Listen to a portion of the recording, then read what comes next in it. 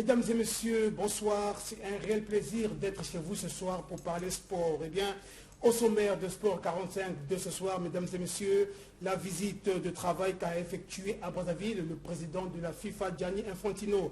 En tout cas, dans la JBCR du président de la FIFA, le projet de construction à Brazzaville du siège sous-régional de la FIFA. Dans cette émission, nous y reviendrons. Eh bien, nous reviendrons également sur la signature.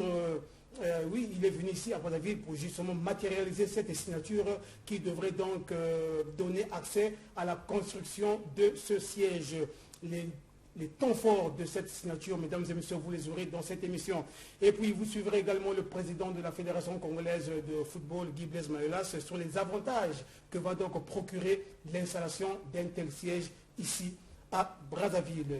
Nous avons des invités sur ce plateau, mesdames et messieurs, comme vous pouvez le constater. Les cadres du département de sport sont ce soir sur ce plateau. Il s'agit donc du directeur général des sports qui est tout juste à ma gauche, Jean-Robert Bindélé. Monsieur le DGS, bonsoir. Bonsoir. Et juste à ses côtés, mesdames et messieurs, Bernard Pépin Bungula. Lui, il est le directeur des installations et équipements sportifs. Monsieur Pépin Bungula, bonsoir. Bonsoir. Et juste à côté de monsieur Pépin Bungula, vous avez Somba Jean Clore. Il est le directeur des activités sportive. Monsieur le DAS, bonsoir. Bonsoir, monsieur le journaliste. Et le dernier invité de ce soir, mesdames et messieurs, Serge Wilfried Mbouma, il est le directeur général de l'INGES, Institut national de la jeunesse et des sports. Monsieur le DG de l'INGES, bonsoir. Bonsoir. En tout cas, mesdames et messieurs, le décor étant planté, nous allons tout d'abord partir, comme je vous l'ai dit, du côté de l'aéroport international de Maya, du ministère des Affaires étrangères, du ministère des Sports et à la Fédération congolaise de football. Toutes ces étapes, Gianni Infantino, le patron du football mondial, y est passé. Il était ici en séjour de travail à Brazzaville et nous reviendrons sur ce plateau pour justement discuter avec nos invités. Mais je vous dis déjà, mesdames et messieurs, qu'ils sont ici pour débattre sur les textes, notamment la 0876, la 1144 et naturellement la 877 sur bien évidemment les agréments. Mesdames et messieurs, du côté de la régie Rudel Ngoma, si tout est fait prêt, prière de nous proposer donc le premier reportage sur la visite de travail qu'a effectué le patron du football ici à Brazzaville. Il était exactement 10h15 lorsque le président de la FIFA a foulé le sol de la capitale. À l'aéroport international Maya, toute la communauté du football congolais est venue réserver un accueil chaleureux à la délégation de Gianni Infantino.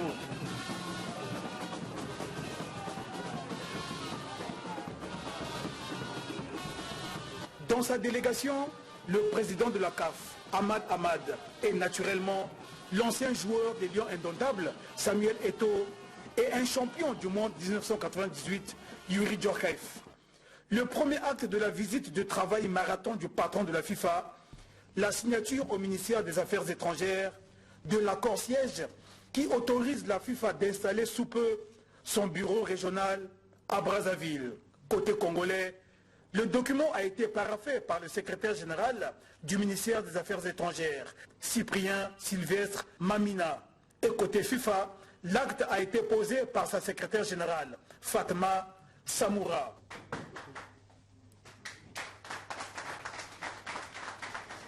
Après les affaires étrangères, la délégation de la FIFA s'est ébranlée au ministère des Sports. Deuxième acte. Ici, après le tête-à-tête avec le ministre Hugues Ngouélondélé, on a procédé aux décorations. Pour leurs efforts consentis pour le développement du sport au Congo, le président de la FIFA a été élevé au grade du commandeur dans l'ordre du mérite congolais et celui de la CAF, officier dans l'ordre du mérite congolais. Le troisième acte de la visite du président de la FIFA à Brazzaville a été tout naturellement la visite du complexe sportif de Kintele. Ici, Gianni Infantino et sa suite sont reçus par le maire de Kintele. Le patron du football mondial a apprécié ce joyau de 65 000 places. Après quoi, tous au nouveau siège de la Fédération congolaise de football, où Gianni Infantino a procédé à son inauguration et bien évidemment à sa visite guidée. C'est le quatrième acte. C'est le président de cette structure, Guy Blaise Mayolas, qui a servi de guide à son hôte de marque.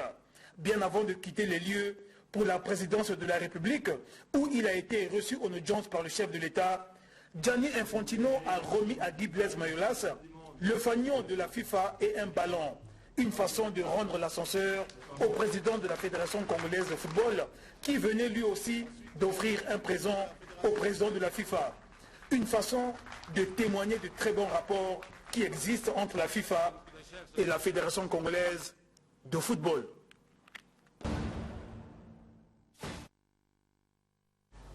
Voilà, mesdames et messieurs, après donc le nouveau siège de la FIFA ou de la Fédération congolaise de football, inauguré bien évidemment par Gianni Infantino, il s'est rendu du côté de la présidence de la République où il a été reçu en audience, comme on l'a dit, par le chef de l'État, Denis Sassou Nguesso. Reportage. Doté d'infrastructures sportives de qualité, le Congo a retenu l'attention de l'instance suprême du football mondial. Gianni Infantino, président de la FIFA, qui a visité quelques infrastructures sportives de Brazzaville, a annoncé l'implantation du siège régional de la Fédération internationale de football association dans la capitale congolaise. On va investir, on vient d'inaugurer un nouveau siège de la Fédération congolaise du football. On vient d'inaugurer et de signer un accord avec le gouvernement pour mettre le siège régional de la FIFA ici. Donc la FIFA va être très présente à Brazzaville et va en fait coordonner les travaux pour toute cette région depuis ici. Satisfait de la qualité des installations sportives du Congo, Gianni Infantino a déclaré qu'il est désormais temps de les faire vivre pour le rayonnement du Congo sur le plan sportif, à travers notamment le développement du football féminin. L'entretien qu'on vient d'avoir avec le président me conforte et me rassure encore plus et nous donne encore plus d'énergie pour travailler dans cette direction. Vous avez ici au Congo des infrastructures exceptionnelles. Il faut les faire vivre. Ça, c'est notre responsabilité à la CAF, à la FIFA, à la Fédération. On va créer des compétitions, on va investir dans l'arbitrage, on va investir dans les structures pour faire ça. On va faire vivre les installations qu'il y a ici au Congo, qui ont été construites dans tous les coins du pays. Enfin, de la formation des jeunes, des garçons, des filles, en travaillant avec les écoles, avec les collèges, pour refaire briller le Congo comme il y a déjà 47 ans qu'une victoire à la Coupe d'Afrique manque. Il faut refaire rêver ce pays, il faut investir dans le football féminin aussi. Gianni Infantino, qui préside aux destinées de la FIFA depuis 3 ans en remplacement de Sepp Blatter, a été accompagné entre autres du président de la Confédération africaine de football Ahmad Ahmad, de l'international de football le Camerounais Samuel Eto'o et du ministre congolais des Sports Hugues Ngwelondile. Voilà, mesdames et messieurs, sur ce plateau, comme je l'ai dit tout au début, nous avons comme invité les cadres de sport. J'ai donc monsieur le directeur général des sports. Monsieur le directeur général des sports, une fois de plus, soyez les bienvenus sur ce plateau. Merci beaucoup. Alors, monsieur le DGS, vous avez pour obligation de vulgariser les textes pris au niveau du département. Alors, dites-nous déjà, avec les fédérations sportives nationales, comment ça se passe? Ces fédérations sont-elles déjà en possession de ces textes? Merci beaucoup, monsieur le journaliste. Je pense que nous sommes présents ici, c'est pour exprimer la voix du ministère des Sports. Tout à fait. Concernant les textes qui avaient été signés par monsieur le ministre depuis le mois de juillet. Et à propos, nous sommes donc tenus à matérialiser la diffusion, une large diffusion. Une large diffusion. Pourquoi? Parce que le monde sportif est tenu en haleine à propos de ce texte. Surtout que nous avons des textes qui ont existé, mais qui n'avaient pas la même forme. Aujourd'hui, et que ce soit la forme et le fond, ça change un peu. Tout a changé. Tout a changé. Pourquoi? Parce qu'aujourd'hui, nous sommes en train de prévoir de nouvelles dispositions pour canaliser les fédérations sportives nationales qui sont sous notre tutelle. Et surtout que la DGS assure la courroie de transmission entre fédérations sportives nationales et administration. Donc nous sommes là pour ça. Et à propos donc de la 0876, je crois que vous l'avez. Oui. Je voulais savoir si à ce moment-ci, ces fédérations sont déjà en possession de ces textes. Effectivement, depuis la signature de ces circulaires, la direction générale des sports avait pris des dispositions pour que toutes les fédérations en soient ampliataires. sauf toujours, on sait que quand les documents arrivent dans les fédérations, tantôt c'est égaré, si ce n'est pas chez le président, c'est le secrétaire général, parce qu'il n'y a qu'au cours des réunions qu'on peut parler des documents qui sont envoyés par le ministère. Et donc, dans ce sens-là, la direction générale des sports avait déjà pris toutes les dispositions nécessaires pour que ces textes soient mis à la disposition des fédérations sportives nationales et même du comité national olympique et sportif congolais. Alors, monsieur le DG, pouvez-vous très rapidement nous édifier justement sur l'esprit de cette circulaire, notamment la 0816? Merci bien. La circulaire numéro 0876, MECEP-CAP, est relative à l'agrément et à la délégation de pouvoir aux fédérations sportives nationales. Vous savez qu'aujourd'hui, toutes les fédérations sont agréées, se disent agréées. Pourquoi toutes les fédérations sont agréées? Toutes les fédérations, elles se disent agréées. Toutes les fédérations sont agréées. Oui. Hein? Mais par rapport à la nouvelle vision, nous voulons que ces fédérations soient désormais agréées par le ministère du Sport. Parce que hier, toutes les fédérations qui se constituaient en tant qu'associations à titre non lucratif, aujourd'hui, doivent bénéficier d'un agrément pour assurer le service public concernant le sport. C'est dans ce sens-là que nous avions, avec l'esprit de M. le ministre, la vision de M. le ministre, pensé que les fédérations qui sont agréées par le ministère de l'Intérieur doivent aussi être agréées par le ministère du Sport. L'agrément obtenu du côté du ministère de l'Intérieur ne suffit pas. Ça Il faut également être agréé par le ministère des Sports. Par le ministère des Sports. Parce qu'ils reçoivent délégation de pouvoir pour service public du ministère de Sport et de l'Éducation physique. C'est pourquoi on a dit que désormais les fédérations, il en existe deux catégories. Il y a les fédérations qui sont agréées par l'État. Et il y a les fédérations qui sont agréées par l'État et ayant reçu délégation de pouvoir du ministère de Sport. Voilà un peu l'esprit dans lequel ces textes ont été pris. Alors, M. Samba Samba, vous êtes le directeur des activités sportives, toujours dans le même esprit. C'est cela, vous avez un ajout par rapport à ce que M. le DGS venait d'évoquer? Justement, et il y a également la 1144. Hein. Justement, pour revenir d'abord à la circulaire 0876, donc, qui a été signée depuis le 5 juillet 2019, celle qui est relative à l'agrément et à la délégation de pouvoir. Bon, en fait, c'est que je m'aimerais d'abord signifier que l'on sache d'abord qu'est-ce qu'on appelle par un agrément. N'est-ce pas, l'agrément est un acte administratif qui confère à une organisation une reconnaissance, sinon une légitimité. Alors, les fédérations sont effectivement des associations issues de la loi du 1er juillet 1901. Dans ce sens, elles sont dites associations d'utilité publique parce qu'elles répondent à un objet d'intérêt général, c'est-à-dire ce qui est pour le bien public. Voilà pourquoi elles reçoivent, comme l'a dit le DG, l'agrément de la part du ministère de l'Intérieur et de la décentralisation. Parce qu'elles répondent justement, comme je l'ai dit, à un objet d'intérêt général. Mais en dehors de cela, donc en dehors du fait qu'elles soient associations d'utilité publique, elles reçoivent mission de service public. Alors, naturellement, il y a utilité publique, service public, mais qui sont deux mots différents, deux sphères différentes. Le service public, comme on peut le définir, comme le dit le Larousse, est une activité exercée directement par l'autorité publique, donc l'État, collectivité locale, ou sous son contrôle, dans le but de satisfaire un besoin d'intérêt général. Et donc le sport étant un service public, les fédérations reçoivent mandat, donc délégation de pouvoir, pour l'animer, et il est donc de bonne loi que ces associations puissent également bénéficier de l'agrément de l'État qui est sous le contrôle sur lequel ils exercent. Voilà. Voilà, en tout cas, là, c'est clair. Nous allons essayer de regarder du côté de M. Serge Wilfried Mouma. Lui, il est le directeur général de l'IGES. Alors, M. le DG, un complément par rapport à ce il y a un complément. Ce qui a été dit déjà? Oui. Je voudrais simplement ici donner l'information que en fait, les dispositions qui sont contenues dans cette circulaire ne sont pas nouvelles. Il y a la référence de la loi. Si nous allons dans la loi 11.000, vous allez regarder au niveau de l'article 14 qu'il y a une disposition qui dit que les fédérations doivent être agréées par le ministère des Sports et de l'Éducation physique. Mais pourquoi cette réticence du côté des fédérations alors? Il n'y a pas réticente. En fait, il y a eu un vide. Parce que cette loi appelle à des textes d'application. Oui. Et effectivement, toutes les fédérations ont réclamé qu'au ministère des Sports, il n'y a pas les textes d'application. Vous voyez que la sortie d'un décret prend du temps, parce que le protocole de sortie d'un décret peut nous prendre une année, voire 2 ans. Voilà.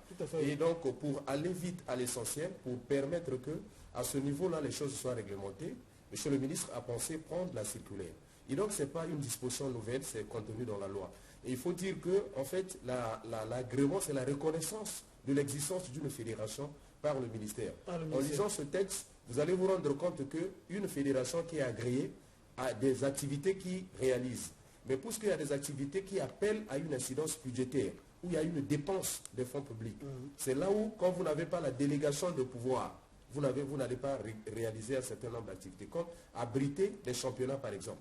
Il y a des fédérations, les fédérations abritent les championnats de leur confédération. Pour abriter, ça appelle à une incidence budgétaire. Et donc, pour que le ministère vous autorise d'organiser des activités qui appellent à une grande incidence financière, vous devez bénéficier de la délégation de pouvoir. Mais pour avoir la délégation de pouvoir, il faut que le ministère vous reconnaisse. Donc, pour l'heure, toutes les fédérations sont agréées, mais de fait. Parce que si vous allez à la Direction générale des sports, aucune fédération a un dossier d'agrément. Aucune fédération. Oui, mais moi je vous parle, je suis secrétaire général d'une fédération. Tout à fait, oui. Aucune fédération ne peut vous Fédération présenter... congolaise de gymnastique. De gymnastique, bien sûr.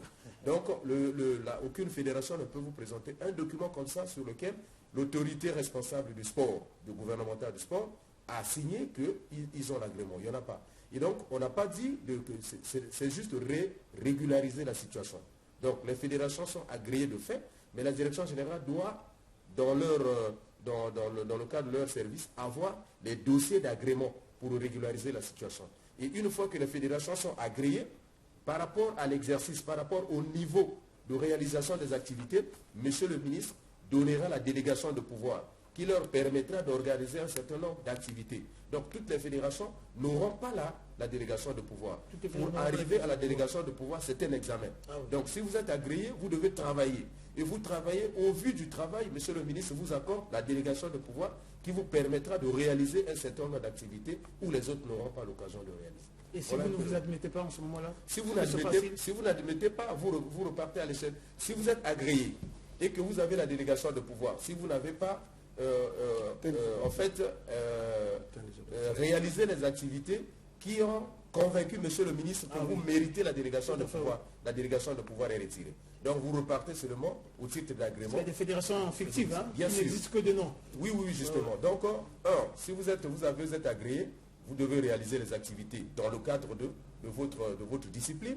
Vous devez assurer la formation des entraîneurs, la vulgarisation. Tout ça, là, à ce niveau-là, vous le faites. Mais pour sortir du pays, pour organiser les compétitions au plan continental, vous devez avoir la délégation de pouvoir. Voilà un peu l'esprit dans lequel les circulaires ont été pris. Ce n'est pas difficile, nous avions l'habitude de faire. Maintenant, là, c'est consigné dans un texte pour permettre que monsieur le ministre ait le contrôle de ce qui se fait. Parce que aujourd'hui, quand ça ne marche pas, oui, la délégation, la charte de bonne relation nous édifie quelle est la responsabilité des fédérations sportives, quelle est la responsabilité de l'État. Aucune fédération aujourd'hui ne peut prétendre organiser une activité qui, par exemple, appelle à une incidence financière de 100 millions. Aucune. Il faut faire recours au gouvernement. Le gouvernement qui est représenté par le ministre des Sports. Et donc, aujourd'hui, si on n'a pas les résultats, en fait, tout le peuple, même aujourd'hui, les services financiers du ministère éprouvent des difficultés. Parce que quand on arrive au trésor, mais on ne gagne jamais. Pourquoi vous sortez toujours l'argent? Et on vous balance ça comme ça, on ne gagne jamais. On ne gagne jamais. Toujours le sport, pourquoi? Voilà, et donc c'est pour un peu réglementer ce sens, pour que les chances soient multipliées, et du côté de l'État, et du côté des fédérations, pourvu que c'est le pays qui gagne. Voilà. La finalité, c'est ça. C'est au profit du pays. Quand les fédérations, parce que les fédérations sportives et le ministère des Sports sont comme papa et maman. Le ministère des Sports, c'est papa, les fédérations, c'est maman.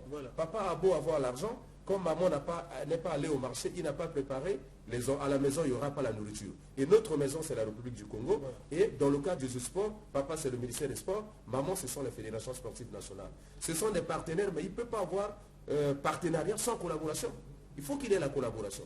Et donc, en fait, nous sommes venus, c'est pour interpeller à différents niveaux, les fédérations sportives nationales, qu'il est temps que ces documents-là, à travers les circulaires qui ont été envoyés au niveau des fédérations sportives, qu'il y ait une plateforme, qu'on s'asseye autour des fédérations avec la direction générale des sports, que nous échangeons. Il peut avoir, c'est un texte, ça a été conçu par les hommes. Il peut avoir des faiblesses, mais nous échangeons et au fur et à mesure, ce n'est qu'un circulaire. C'est prévu cet échange entre deux fédérations? C'est prévu. Ah oui. C'est prévu, nous allons échanger s'il y a des faiblesses et puis nous allons remonter la fiche vers M. le ministre à travers le directeur général des sports pour que les faiblesses soient corrigées. Voilà. Monsieur le DGS, n'est-ce pas que lorsque la tutelle, qui n'est autre que le ministère des Sports et les fédérations, les choses sont en harmonie, en tout cas ça va comme sur les roulettes? De toutes les façons, il n'y a pas aujourd'hui de problème entre le ministère des Sports et les fédérations sportives nationales, parce que nous sommes des partenaires. Nous sommes des partenaires où chacun a ses prérogatives. Ah oui. Parce que le partenariat, quand il est là, il est bien défini. Un partenaire, c'est qui? Un partenaire, enfin, le partenariat, c'est quoi? Les partenaires, c'est ces deux institutions qui s'unissent pour une même cause. Donc, la cause ici, entre le ministère du Sport et les fédérations, c'est le sport. Donc, les deux partenaires sont unis pour le sport. Sauf que le sport relève du domaine de la loi. La loi est régie par l'État. Donc, c'est pourquoi l'État prend des dispositions pour encadrer ce sport-là, en prenant des textes réglementaires. Bon, maintenant, l'esprit dans lequel ce texte a été pris, le DG Mbouma vient de le dire, que les fédérations ne nous regardent pas en chaîne de faïence, parce que nous sommes des partenaires, et ce partenariat, malgré leur autonomie, parce que les fédérations se disent nous sommes autonomes.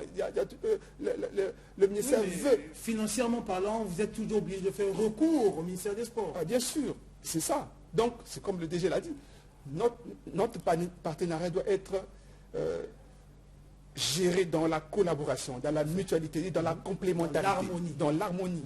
Toutefois, il y a ceux qui gèrent les fédérations, ce sont des hommes. Ceux qui sont au ministère aussi, ce sont des hommes. Et tout le monde concourt pour un même objectif, c'est voir le développement du sport. Sauf que pour arriver à ce développement, il faut qu'il y ait quand même des règles qui doivent être définies. Pour que tout le monde s'accommode. Voilà, pour éviter l'anarchie, c'est ça. Parce que, vous savez, le budget, quand on le fait, il y a beaucoup de mécanismes pour octroyer qui rentrent en ligne de compte. Effectivement. Et donc, le ministère du Sport a pensé qu'aujourd'hui, là, s'il y a des fédérations qui doivent aligner derrière elles doivent s'aligner en tenant compte d'un certain dispositif. Et c'est pour cette raison que la 1144 a été prise, notre circulaire, signée aussi du monsieur le ministre, qui, cette circulaire, donc, spécifie les documents qui doivent être fournis par les fédérations sportives nationales et le délai. Et le délai, bien sûr, parce que toutes les fédérations disent ici que toutes les fédérations étant déjà constituées existent, de fait, mais toutes, pour que demain elles soient agréées par les fédérations par le ministère, elles doivent être agréées par le ministère du Sport. Mais pour être agréées par le ministère du Sport, elles doivent répondre à la procédure dictée par le ministère en charge des sports. Voilà, c'est ça. Mesdames et messieurs, avant donc de prendre le point de vue du directeur des installations et équipements sportifs, nous allons repartir tout d'abord du côté de la Fédération congolaise de football pour écouter le message que Gianni Infantino, le président de la FIFA, a donné à la grande famille des footballeurs congolais. Alors aujourd'hui c'est un jour de fête parce que aujourd'hui, chers amis, Brazzaville est la capitale du monde du football. Mais puisque on sait très bien que le football, c'est la chose la plus importante au monde, Brazzaville, c'est la capitale du monde.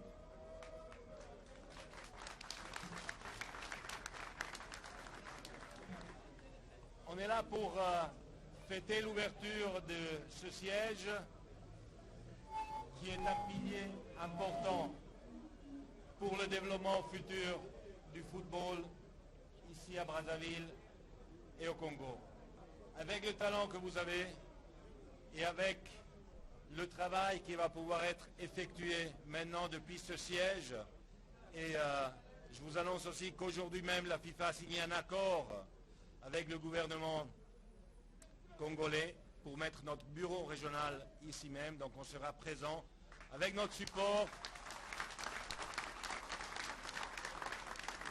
Et avec notre collaboration, on va écrire de nouvelles pages magnifiques du football congolais et du football africain. Dans des infrastructures pareilles, dans des structures pareilles, Président, il n'y a plus d'excuses. Vous êtes qualifié pour le CHAN. Il faut faire mieux, il faut faire plus. Il faut essayer d'aller gagner. Il faut se qualifier pour les autres compétitions aussi. Il faut développer le football féminin aussi. Mais on est là pour mettre en place tous ces projets.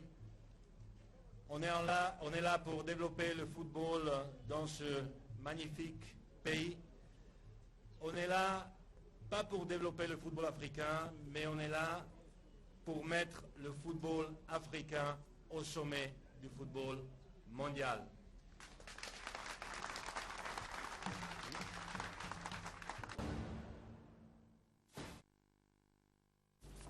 Gianni Infantino, mesdames et messieurs, face à la grande famille footballeurs congolais.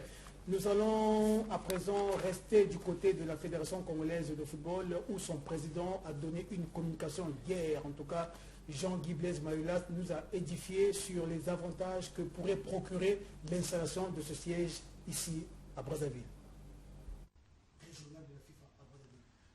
Bon, l'histoire de ce bureau est compliquée. Compliquée dans le sens que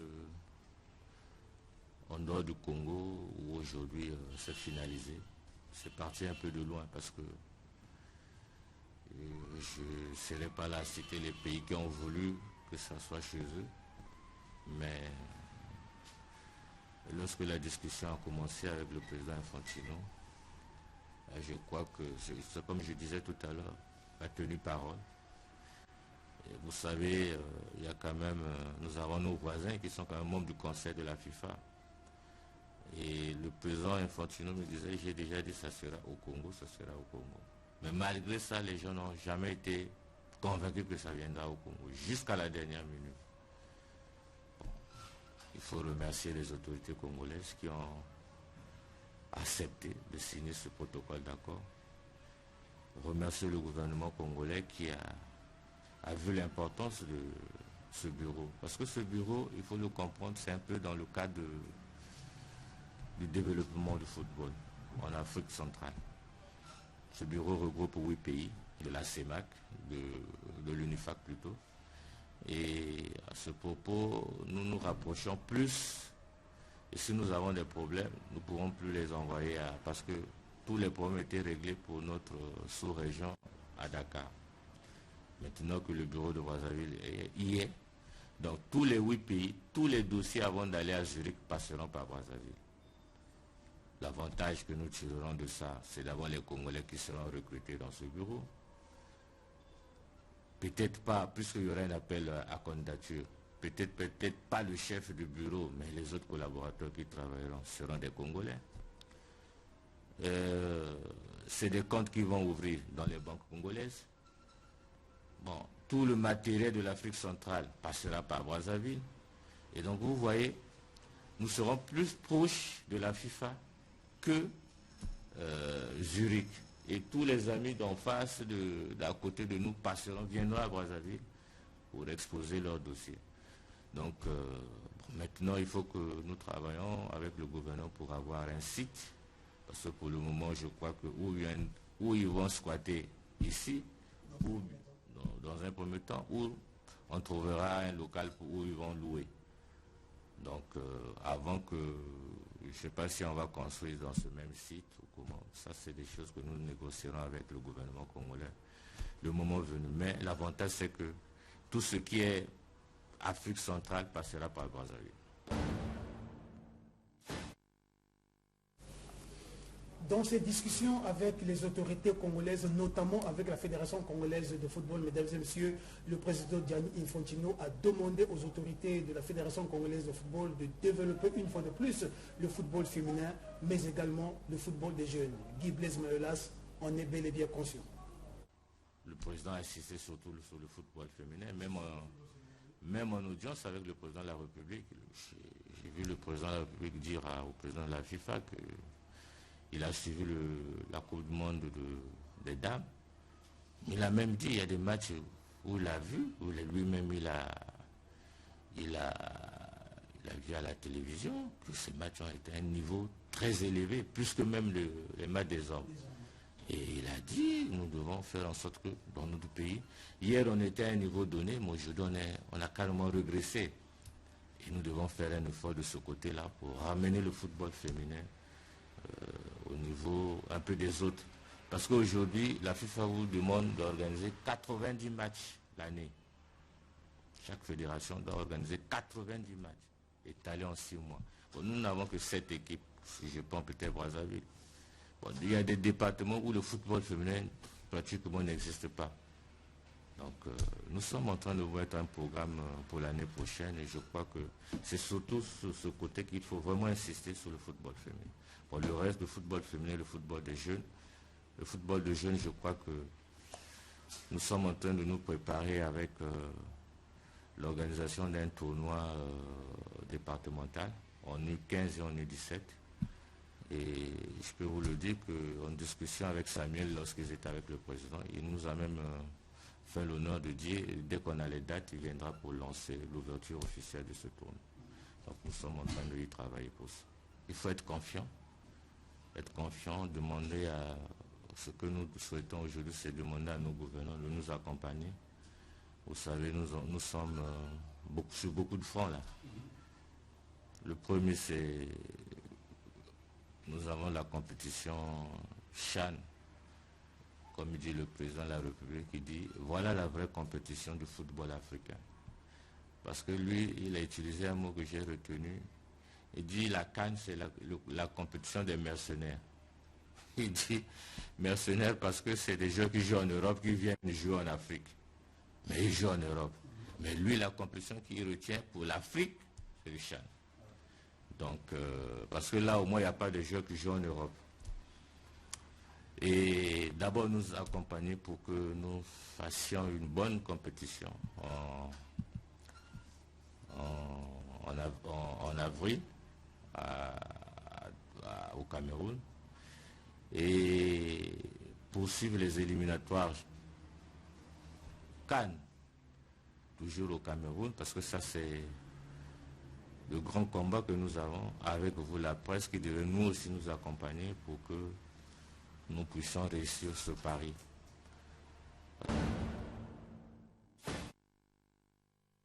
Jean-Guy Blaise Mayolas, mesdames et messieurs, président de la Fédération congolaise de football. Nous allons partir du côté du gymnase Maxime Matima, c'est du côté du premier arrondissement de Makelele, où la Fédération congolaise de gymnastique a procédé à l'ouverture de sa saison sportive 2019-2020. Reportage. Plusieurs clubs de gymnastique de la ville capitale ont donné le top à l'ouverture de la saison sportive à la Fédération congolaise de gymnastique. Pour cette saison, les clubs doivent s'acheter la licence au secrétariat général de la Fédération congolaise de gymnastique. De même, ils doivent souscrire à une assurance qui couvrira la pratique des entraînements. Après la déclaration de l'ouverture de la saison faite par le président de la Fédération congolaise de gymnastique, le directeur général des sports et autres amoureux de la gymnastique aérobique, rythmique et artistique ont assisté à quelques démonstrations.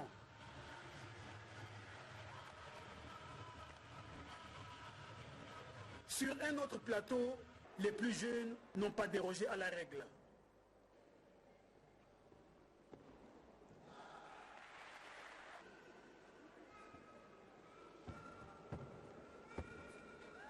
Un peu plus loin, sur cette table de saut, ces gymnastes nous ont aussi gratifiés avec quelques numéros. Tout juste après, le président de la Fédération congolaise de gymnastique a donné un point de presse.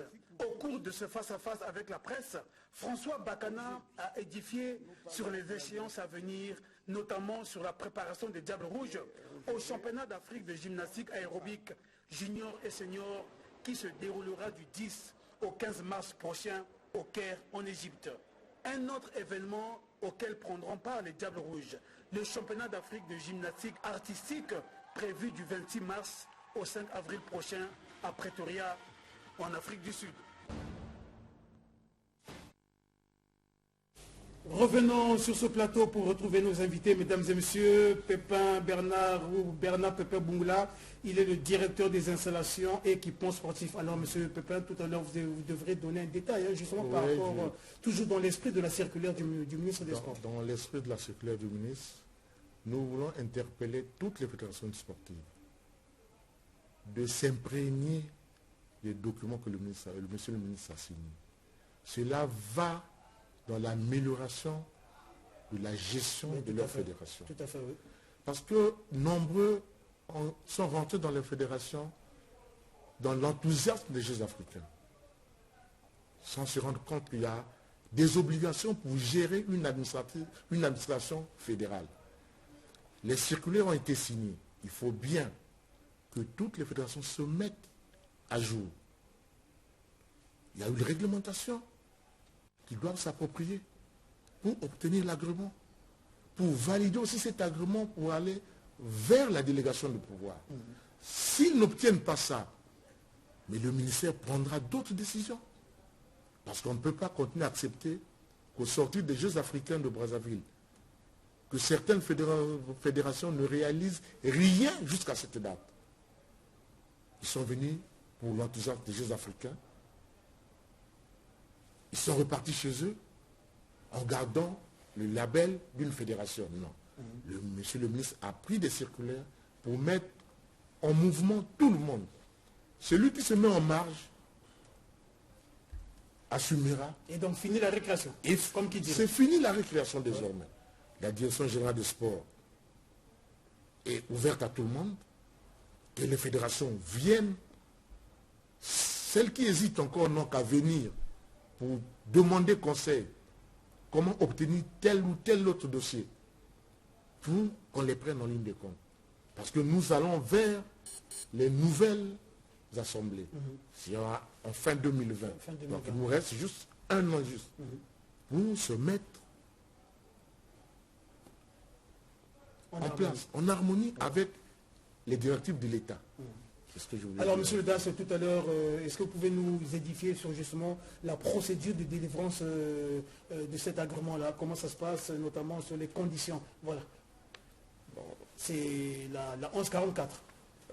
Non, avant qu'on arrive au niveau de la 1144, nous sommes encore au niveau donc de l'article 6 de la 876. L'article 6 qui nous dit, pour être agréé par le ministère en charge des sports, les fédérations sportives doivent remplir les conditions ci-après. Donc, avoir adopté des statuts comportant des dispositions obligatoires, ça, les fédérations ils en ont déjà. Avoir adopté des règlements disciplinaires, justifier d'une existence d'au moins 3 ans, avoir organisé des compétitions de façon ininterrompue pendant les 3 dernières années. De façon ininterrompue? Oui, les 3 dernières années. 3 dernières années. Les championnats nationaux. Puisqu'il y a des fédérations qui ne travaillent pas, comme venait de le dire le dièse. Les fédérations sont dans un laxisme total. Et justifier d'une présence dans au moins 5 départements sur les 12 que compte le Congo. Donc avoir 5 ligues. 5 ligues. 5 ligues. Au moins 5 ligues. Au moins 5 ligues. Voilà. Avoir respecté les règles de parité et avoir des structures administratives et disposer d'un encadrement technique pour la pratique de la discipline. Mais en sus de cela, l'article 6 nous dit que la composition du dossier de demande d'agrément sera précisée par un texte spécifique du ministre en charge des sports. Et n'est-ce pas le texte spécifique dont il est question? C'est la note de service 1144. Tout à fait. Allez-y. C'est la note de service 1144 qui nous parle de la composition du dossier.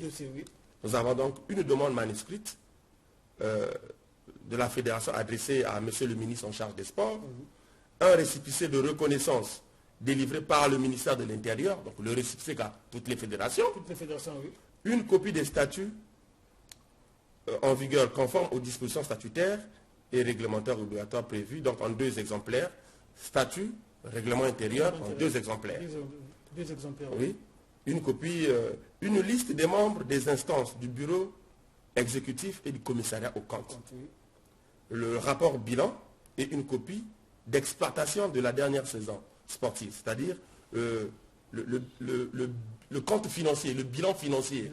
Oui, les fédérations doivent rendre Beaucoup de fédérations compte. savent pas ce que c'est. Les fédérations doivent rendre compte de leur gestion financière, n'est-ce pas, des fonds qu'elles reçoivent de l'État, des confédérations et de leurs fédérations.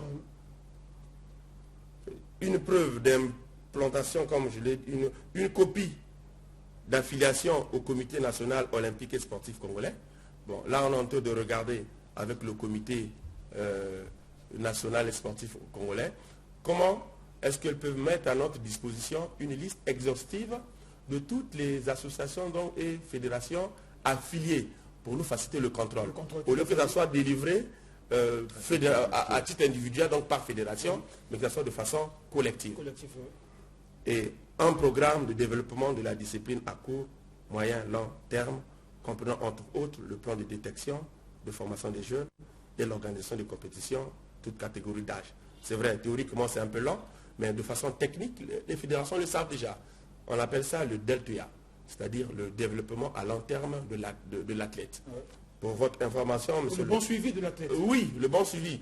En fait, c'est le processus qui permet d'orienter les interventions des entraîneurs sur les athlètes afin de fixer les objectifs à court, moyen, long terme. Je vous prends un exemple. Nous sortons des Jeux africains. Les prochains Jeux africains auront lieu en 2023 au Ghana. Mais quel est le processus de préparation que les fédérations mettent déjà en place pour attaquer, non, sinon pour se préparer aux prochains Jeux africains.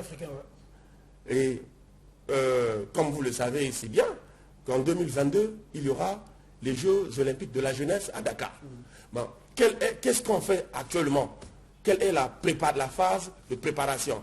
La préparation doit être quelque chose de continu. Donc les fédérations doivent nous produire ce document pour qu'ensemble on regardera. Bon, vous avez 10 athlètes qui ont 10 ans, mais en 2023, ces athlètes auront 14 ans, peuvent participer à telle activité ou à telle compétition ou à telle autre compétition. Et quelle est la trame de performance que vous avez prévue? Un athlète qui court 10 secondes, je prends un athlète qui court 13 secondes, vous l'avez détecté parce qu'il a des belles foulées. 13 secondes, ok. Il est, ça c'est en athlétisme, il a 13 secondes. Bon, en 2 ans, quelle est la performance que vous voulez qu'il puisse réaliser? Et quelle est la trame? Comment est-ce que vous poursuivez cette planification de performance? C'est ça qu'on appelle le DLTA. Les fédérations doivent nous le produire pour que chacun va travailler. Et enfin, on a un relevé d'identité bancaire. Comme je l'ai dit, que les fédérations doivent rendre compte de leur gestion. Et ça ne vient pas que du Congo. Parce que tout à l'heure, le DG INGES venait d'en parler, de la charte des bonnes relations signée le 5 avril donc 2002, entre 2005 plutôt, le 5 avril 2005, entre les fédérations et donc entre les États et les fédérations nationales et internationales. Et tous les pays francophones utilisent cette charte et ça se passe comme ça. Monsieur le Das, toujours dans la 1144, cette fois-ci sur la procédure de délivrance d'agrément, comme je l'ai dit tout à l'heure. Bon. Qu'est-ce que l'on peut retenir justement? Bon, mais la procédure telle que je venais de le dire, c'est vrai que nous n'allons pas discuter tous les points ici, mais je tiens à informer toutes les fédérations que si elles éprouvent certaines difficultés, qu'elles n'hésitent pas. Les portes de la direction générale sont ouvertes. Sans les fédérations, il n'y a pas la direction générale de sport. Parce que jusqu'à preuve de contraire, elles ont reçu délégation de pouvoir de l'État. Donc c'est elles qui animent le sport. Donc sans les fédérations, nous ne pouvons pas travailler.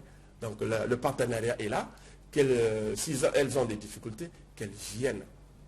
Et si elles éprouvent des difficultés d'arriver à la direction générale de sport, nous sommes présents sur les réseaux sociaux. Donc, ils peuvent écrire secrétariat DAS en minuscule. Secrétariat DAS, c'est notre page Facebook. Nous communiquons beaucoup là-dessus. Posez-nous une question, on vous répondra. Au cas contraire, faites-nous un mail en écrivant à secrétariat DAS 2019 @gmail.com. Secrétariat DAS, en un seul mot, secrétariat DAS 2019 @gmail.com. Écrivez-nous, on va vous répondre. Mesdames et messieurs, avant donc de boucler définitivement avec nos invités, nous allons partir du côté de la régie où il y a eu du judo du côté du stade Ornano. Armand Nsonza nous en dit davantage. Policiers et militaires se mesurent sur le tatami et l'ambiance est survoltante au stade Ornano.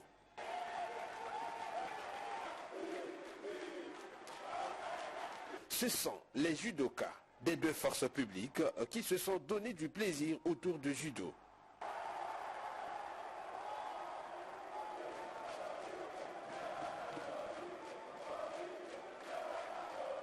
La rencontre est qualifiée de fraternelle, ce qui explique bien qu'il n'y a pas de problème entre l'armée et la police, contrairement à ce que les gens disent d'eux. Ce premier tournoi de cohésion des frères d'armes de Brazzaville, qui a été lancé samedi dernier par le directeur général adjoint de la police, avait pour but de renforcer l'unité entre les deux forces, de détecter les potentialités à exploiter, ensuite regarder comment préparer les judokas congolais à des échéances futures dans le cadre des championnats militaires internationaux, continentaux et régionaux de judo. 5 combats au total ont été donc prévus pour faire la fête et c'est l'équipe du judo de la direction générale de la police qui a remporté ce tournoi. Une rencontre fraternelle et militaire. Parce que qui dit l'armée dit la police, nous sommes un. On est indivisibles. Nous avons voulu, par ce tournoi, faire connaître à la population brazzavilloise et congolaise que le judo est convenablement assis dans le milieu de la police. Donc ce n'est pas étonnant que mes athlètes fassent ce genre de prestations.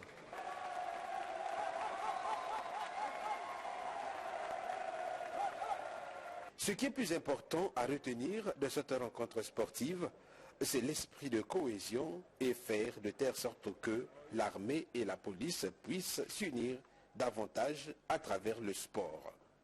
La journée d'aujourd'hui, c'est une journée qui restera marquée dans les mémoires, de telle sorte qu'à l'unisson, nous puissions plébisciter notre sport qui est le judo, qui à jamais restera une épreuve répandue au Congo. À retenir que les autres disciplines sportives vont être lancées sous peu pour renforcer toujours les liens de solidarité entre l'armée et la police. Merci à Armand Nsonza pour ce reportage du côté du gymnase Henri Eléné. Mesdames et messieurs, l'heure était plutôt à la clôture du championnat d'Afrique région 3 de tennis de table. Evra Tikasumba pour en savoir davantage. Ce dernier 7-16-14 qui marque la victoire de Gédéon Kassa, citoyen de la RDC, au dépôt de Michel Lignandi, citoyen de la République du Congo, a mis fin au championnat de la région 3 Afrique centrale de tennis de table ce samedi au gymnase Henri Elendé. Le champion Gédéon Kassa est plus que satisfait de sa prestation. Lorsque on était 11-10, j'avais vraiment mis ma force. Je sais que oui, je vais le battre par mon service. La différence est unique parce que je viens de faire déjà deux compétitions internationales open africaines. Vaincu et refusant de réagir à notre micro, Michel Lignandi n'a pas démérité à en croire son manager. L'on retiendra de ces championnats région 3 Afrique centrale de tennis de table que c'est la RDC qui se place sur la première marche du podium avec 4 médailles d'or, une en argent et 4 médailles de bronze. Le Congo-Brazzaville est deuxième avec 3 médailles d'or, 3 en argent et 6 médailles de bronze. Le Cameroun se place à la troisième marche du podium avec 2 médailles d'argent et 2 en bronze. Le Burundi et le Gabon sont derniers de ces championnats. Jean-Marie Okuna, président de la Fédération congolaise de tennis de table, en sa qualité de président de la zone 3 Afrique centrale de tennis de table, entend pérenniser cette initiative en vue de développer et vulgariser cette discipline.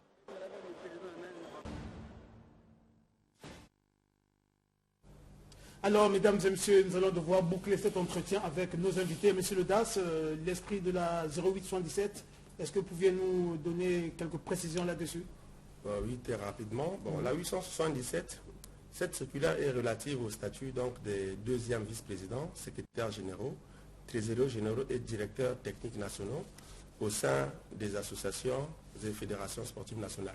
En fait, c'est un personnel d'appui que le ministère en charge des sports met à la disposition des fédérations sportives, n'est-ce pas, pour donner un peu de punch, un peu de plus dans leur gestion. Ceci n'est pas peut-être pour entraver à l'autonomie de leur gestion. Mais comme je l'ai dit, tous ces textes sont pris en tenant compte à la fois de la souveraineté de l'État, mais aussi de l'autonomie des gestions, comme il est dit dans la charte des bonnes relations. Et comme on a tendance parfois à copier ce qui se passe en France, on pourra dire, mais ici ça se fait, pourquoi l'État nous demande que ce gars-là, ils doivent, plutôt ce personnel, doivent être des cadres du ministère du Sport. On ne les impose pas, mais ils sont élus. Donc le ministère des Sports fait une proposition par poste de 3 personnes. 3 personnes qui sont élues comme tout le monde. Élus comme tout le monde. Et pour votre information, la France, pour cette saison 2019-2020, emploie 1600 CTS. Ils appellent ça les conseillers techniques sportifs, qui sont des fonctionnaires français, mais mis à la disposition des fédérations sportives nationales pour leur bonne gestion. Ils sont 1600 pour 79 fédérations que compte la France. Merci, monsieur Le Das. Alors, monsieur le DGS, très rapidement, avant donc de boucler cet entretien, aurez-vous un détail à ajouter par rapport à tout ce qu'on s'est dit? Effectivement, c'est pour essayer un peu d'élucider la procédure de délivrance d'agrément là. Ici, quand on voit la circulaire 1144, en nota bene, on a dit ceci. Toutes les fédérations sportives nationales existantes ne disposant pas d'un document officiel d'agrément délivré par l'administration des sports ont un délai de 6 mois à compter de la date de signature de la présente note pour régulariser leur situation. C'est autant dire que comme la circulaire a été signée le 5 septembre, donc le délai court jusqu'en février. Et d'ici là, nous allons prendre une note d'information pour rappeler aux fédérations sportives nationales afin de se mettre en ordre avec l'administration. Parce qu'il faut toujours leur rappeler ça. Quand le ministre fixe un délai, c'est qu'on aura accordé suffisamment de temps. Donc, ils doivent prendre toutes leurs précautions pour qu'ils se mettent en ordre. Merci donc pour la vulgarisation de tous les textes. Mesdames et messieurs, nous recevions sur ce plateau les hauts cadres du sport de chez nous. En tout cas, tout ce monde a été conduit par le directeur général des sports, Jean-Robert Bindele. Il y avait donc à ses côtés Bernard Pépin Bongla, directeur des installations et équipements sportifs. Et juste à sa gauche, il y a eu le DAS, le directeur des activités sportives, Somba Zinclor. Et de l'autre côté, il y a eu le directeur général de l'INGES, Wilfried Serge Mbouma. En tout cas, nous étions là pour la vulgarisation des textes mis en branle par le ministère des Sports pour que, en tout cas, du côté des fédérations sportives nationales, tout le monde puisse être en ordre de bataille. Merci donc à Gloria Massamba du côté de la SEGNA. Merci donc à tous nos invités. Merci. Le plaisir a été pour nous d'être, que vous soyez présents sur ce plateau, le plateau de Sport 45. J'espère que ce n'est pas la dernière fois, mais c'est devenu votre plateau. Merci donc à Chanel Kifouni, mesdames et messieurs, qui étaient donc derrière cette caméra. Du côté de la régie Rudel Ngoma, quant à moi, je vous dis au revoir et bonne suite de programme sur votre chaîne de prédilection, la DRTV Internationale. Au revoir.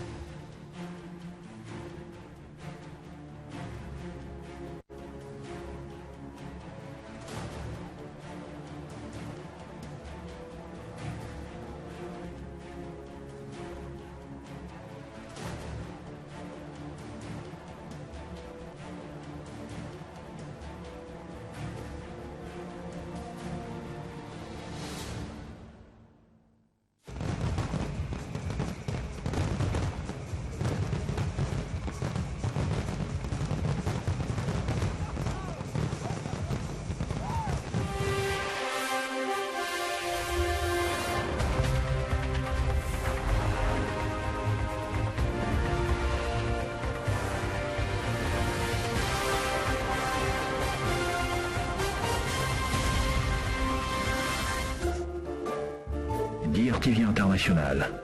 17 ans déjà.